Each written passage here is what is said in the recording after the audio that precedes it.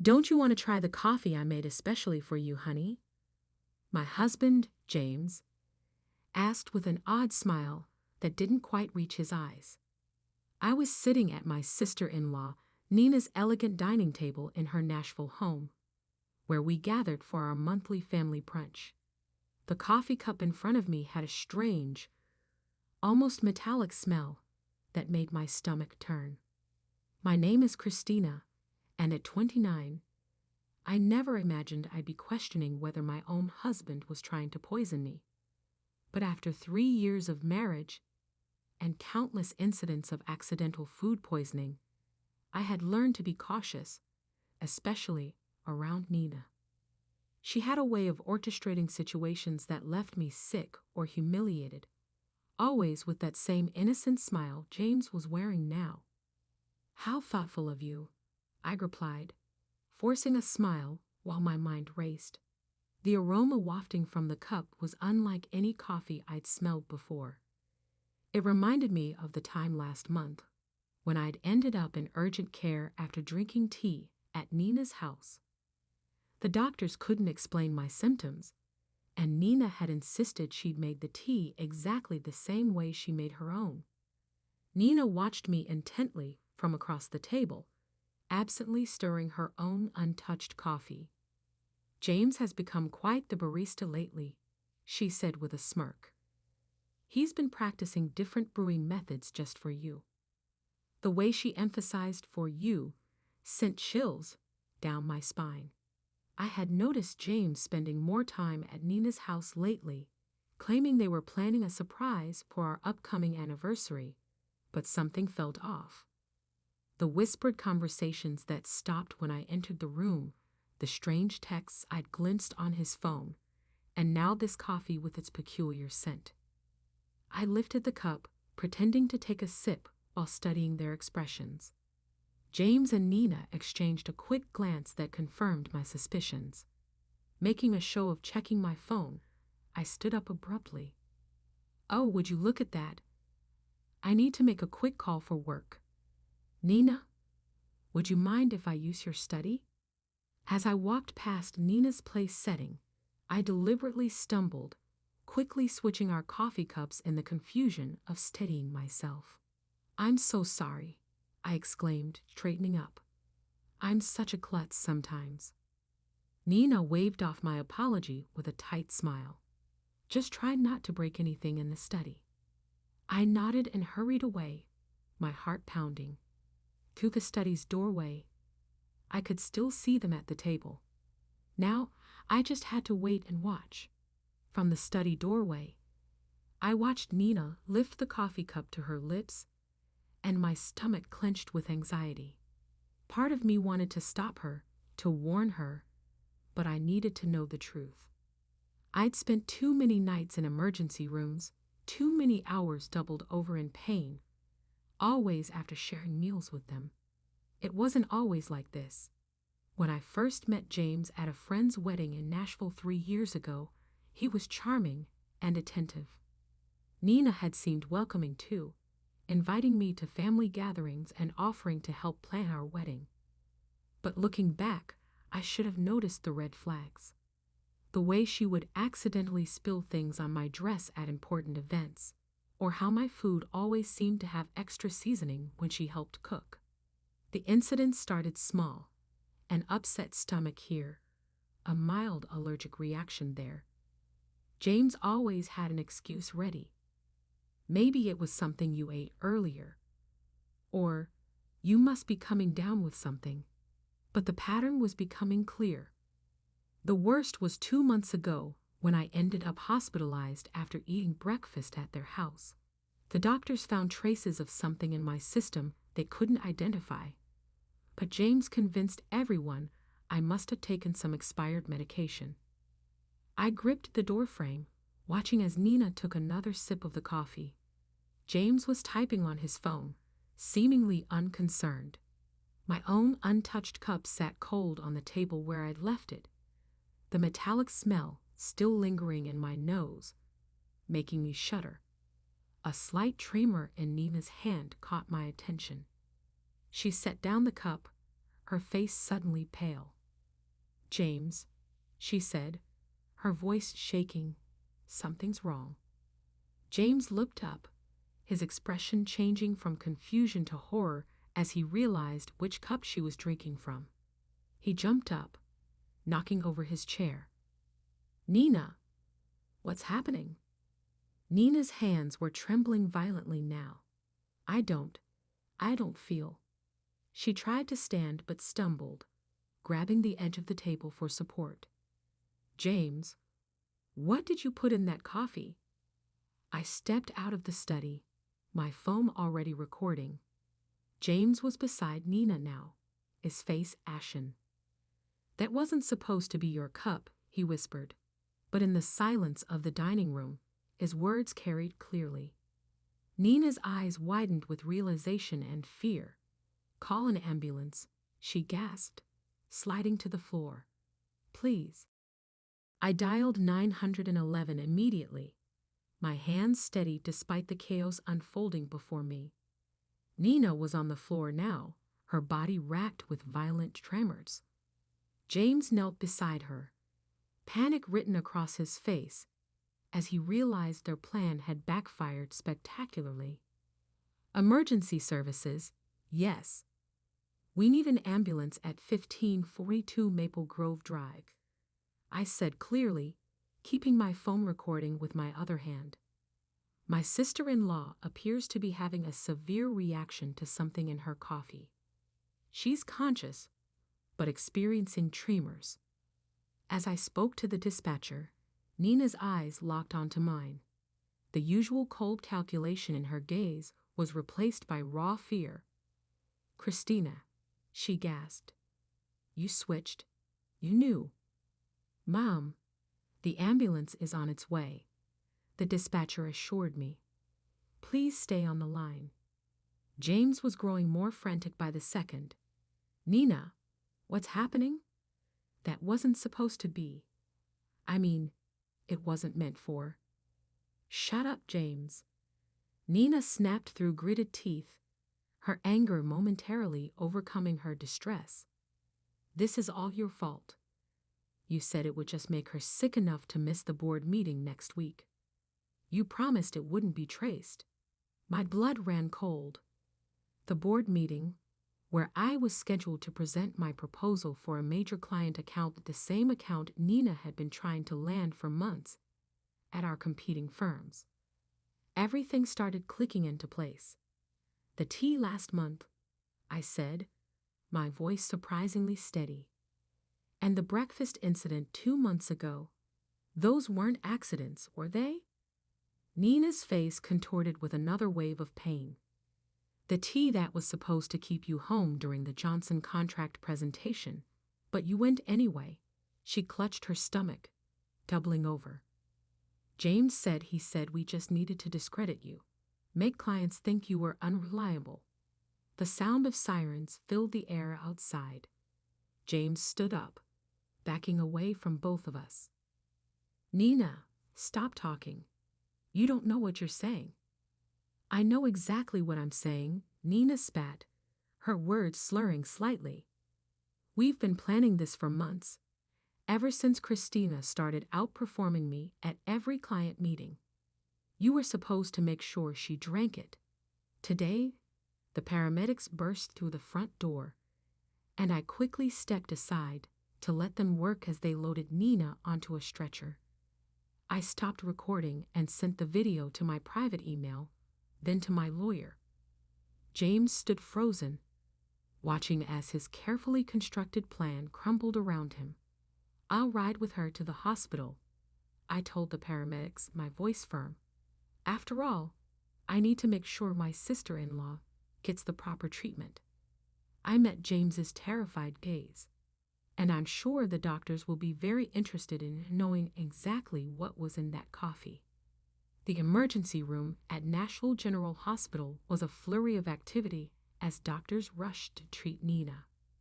I sat in the waiting room, my phone clutched in my hand, replaying the recording of Nina's confession, the tremors in her voice, the panic in her eyes. It was all the evidence I needed to prove this wasn't just paranoia on my part. Family of Nina Anderson. A nurse called out. I stood up, noting James's conspicuous absence. He'd mumbled something about parking the car 20 minutes ago and hadn't returned. I'm her sister-in-law, I said, following the nurse through the double doors. How is she? She's stabilized, but we found concerning levels of toxins in her system. The nurse's expression was grave. The doctor would like to speak with you about some unusual findings in her blood work. Dr. Phillips, a tall woman with graying hair and sharp eyes, was waiting by Nina's room. MRS. Bennett, could you tell me exactly what happened before your sister-in-law became ill? I took a deep breath, pulling out my phone. I think you should listen to this first. I played the recording from brunch, watching the doctor's expression change from professional concern to alarm. This is very serious, she said, making notes on her tablet. The substance we found isn't something that accidentally ends up in coffee. We're looking at deliberate contamination.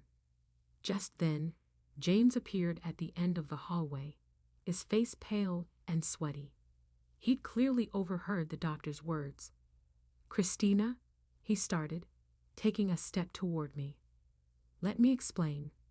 Stay back, doctor. Phillips warned, pressing the nurse's call button. Security to room 412, please. James raised his hands in surrender. This is all a misunderstanding. Nina was confused. She didn't know what she was saying. Really? I pulled up the texts I discovered on his phone last week, the ones I'd secretly forwarded to myself. So these messages between you and Nina about making sure she's out of commission before the Henderson presentation were just friendly conversation. His face drained of color. You went through my phone. After I found the strange thing in your desk drawer, yes, I did. I turned to Dr. Phillips. Doctor, I have been hospitalized 3 times in the past 6 months with unexplained symptoms. I'd like to know if they match what you found in Nina's system today. The doctor's eyes narrowed. We'll need to run some tests to compare. Security will make sure your husband remains available for questioning. 2 security guards appeared, positioning themselves on either side of James. He looked trapped, his carefully constructed facade crumbling.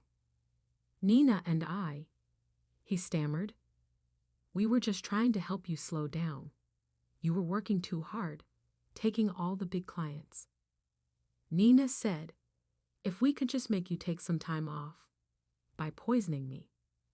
My voice was steady, even as my hands shook with rage. How long have you been doing this?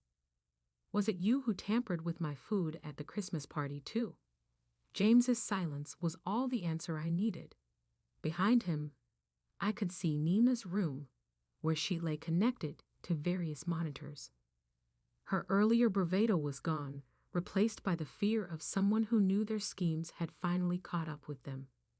Detective Mendoza is on her way, Doctor, Phillips said quietly. She'll want to take statements from everyone involved. I nodded, feeling a strange sense of calm. The truth was finally coming out, and there was no going back. Detective Mendoza arrived within the hour, her presence commanding attention in the sterile hospital corridor. She was a seasoned investigator who specialized in domestic abuse cases, and she listened intently as I played the recording from brunch and showed her the text messages. MRS. Bennett, she said, reviewing her notes. You mentioned previous hospitalizations. Can you tell me more about those incidents?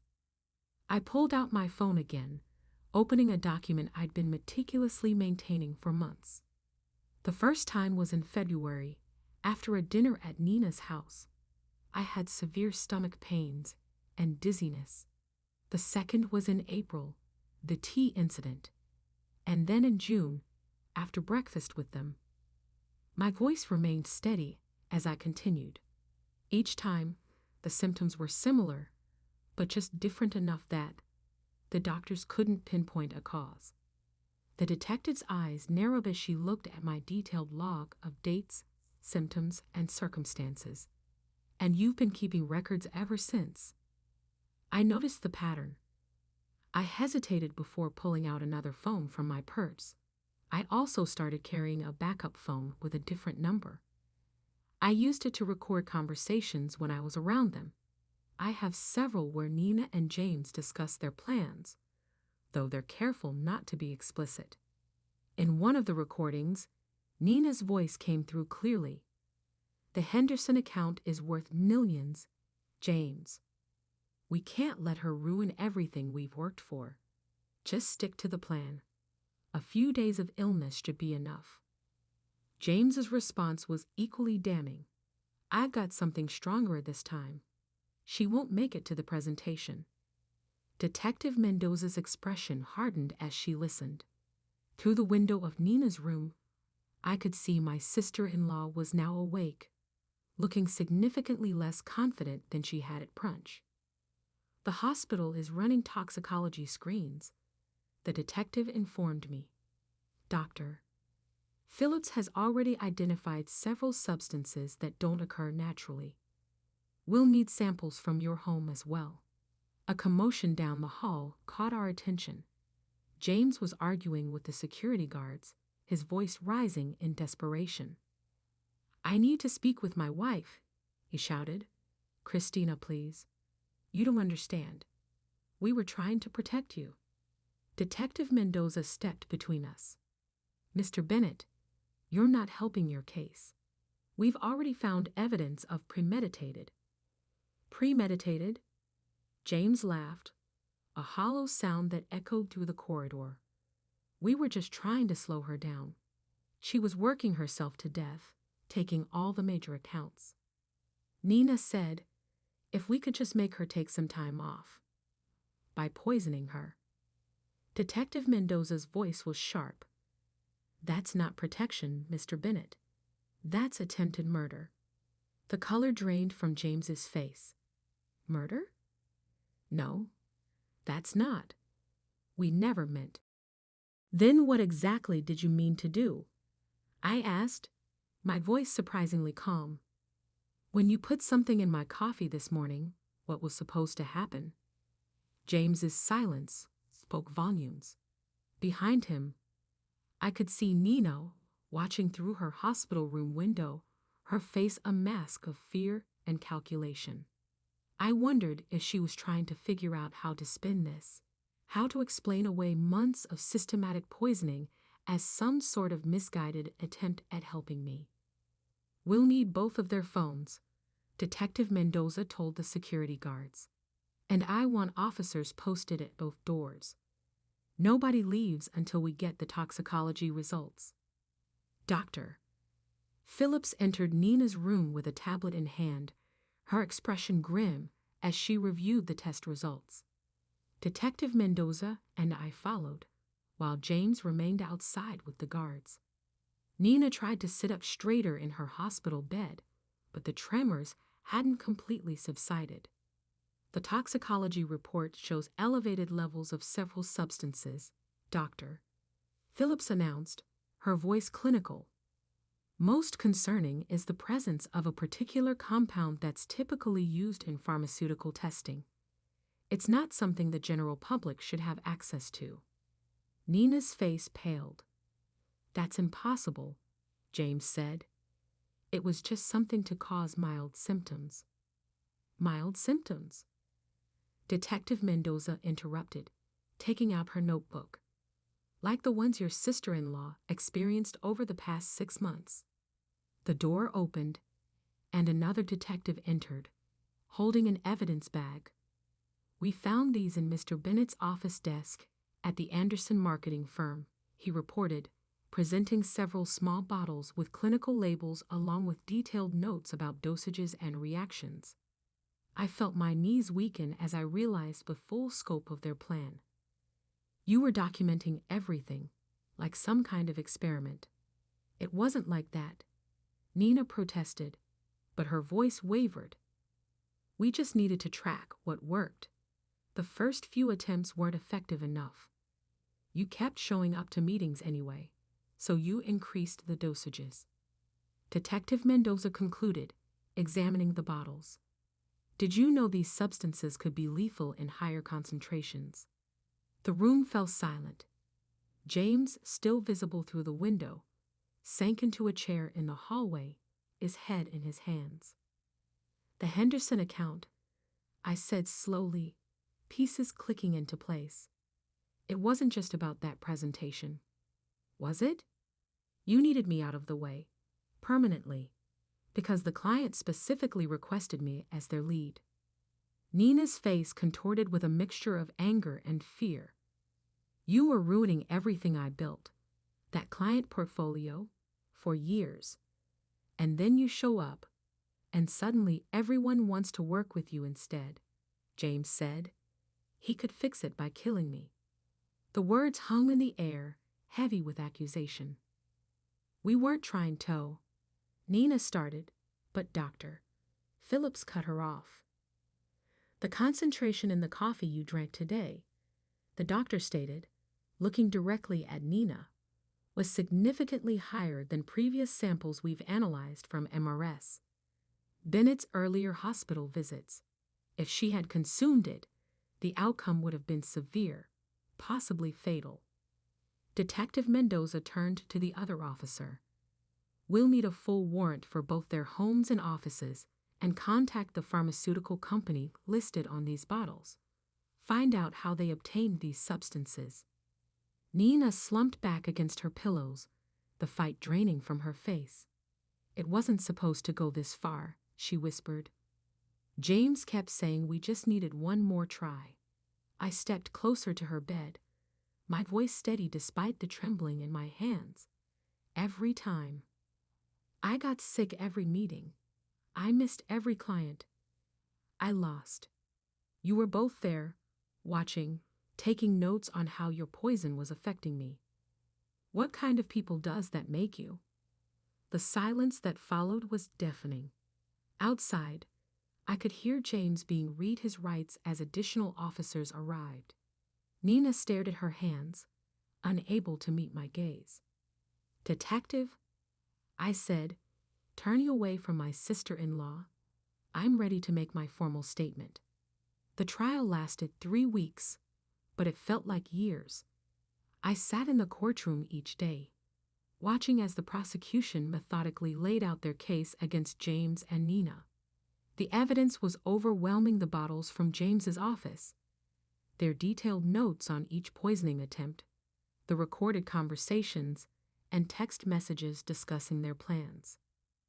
What struck me most was their demeanor throughout the proceedings. Nina, usually so polished and confident, looked small in her defendant's chair. James couldn't even look at me, keeping his eyes fixed on the floor as expert witnesses detailed the potentially lethal effects of the substances they'd been using. Dr. Phillips' testimony was particularly damning. She presented a comprehensive analysis showing how they had gradually increased the dosages over time, demonstrating clear intent to cause serious harm. The pharmaceutical company representative confirmed that James had stolen the compounds through his college friend who worked in their research department. The defendants showed a calculated pattern of behavior, the prosecutor argued in her closing statement. This wasn't just corporate sabotage. It was a systematic attempt to harm MRS. Bennett with a clear escalation that could have resulted in death. When the verdict was finally read, I felt no joy, only relief. Both James and Nia were found guilty on multiple counts, including attempted murder and conspiracy. The judge's words echoed through the silent courtroom. The premeditated nature of these actions, carried out against a family member over an extended period, demands the maximum sentence. I watched as they were led away in handcuffs, thinking about how greed and jealousy had twisted two people I once trusted into something unrecognizable. their business, their reputations, their freedom all sacrificed in an attempt to destroy me. 1 year after the trial, I stood at the podium of the Nashville Business Leaders Conference, preparing to give the keynote speech. The irony wasn't lost on me. This was exactly the kind of opportunity Nina had tried to prevent me from achieving. The Henderson account, which she and James had been so desperate to steal, had led to several more major clients, establishing me as one of the top marketing executives in the region. Success isn't just about talent or hard work, I began, looking out at the sea of faces. It's about integrity, about building genuine relationships based on trust. I paused, letting my words sink in. Sometimes the biggest threats to our success come from those closest to us, but surviving those challenges makes us stronger. Following my talk, a number of young professionals came up to me and asked for assistance. With resolute eyes, one woman inquired about how I had remained calm during the experience. I focused on what I could control. I informed her. I gathered evidence, trusted my instincts, and refused to let fear stop me from pursuing my goals. The Henderson customer confirmed to me via email later that night that they were extending their contract for an additional 3 years. I grinned as I considered how things may have gone differently if I hadn't followed my gut that day at brunch. That morning, a little story about Nina and James starting their prison terms appeared in the local newspaper. I didn't read it. Knowing that getting even wasn't the greatest form of retaliation, I instead concentrated on the proposal for my most recent customer assignment. It was about overcoming those who attempted to stop you from excelling and going on.